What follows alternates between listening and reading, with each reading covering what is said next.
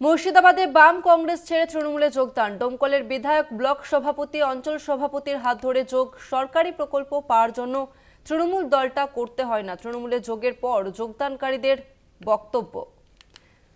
এই মুহূর্তে আমাদের সঙ্গে ফোন লাইনে রয়েছে প্রতিনিধি রাকিবুল ইসলাম। রাকিবুল, বিধানসভা ভোটের আগে বাম কংগ্রেস ছেড়ে তৃণমূলে যোগদান, এই বিষয়টা কিভাবে দেখছে বাম কংগ্রেস নেতৃত্ব?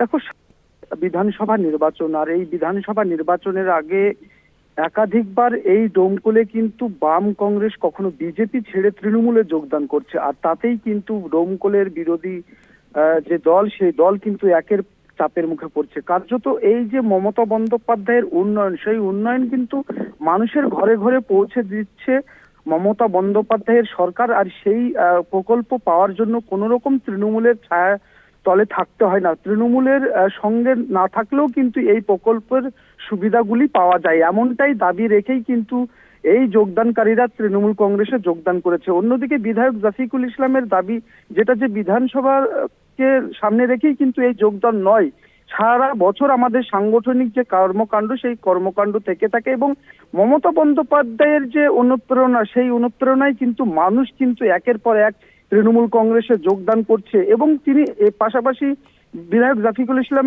যেটা জানিয়েছেন যে আগামী 2026-এর যে বিধানসভা নির্বাচন রয়েছে, সেই নির্বাচনে নিশ্চিত মমতা বন্দ্যোপাধ্যায়ের সরকার 250 সিটেরও বেশি টিকিটে জয়লাভ করে কিন্তু আবারও চতুর্থবারের মতো সরকার গঠন করবে, এমনটাই কিন্তু মনে করছে।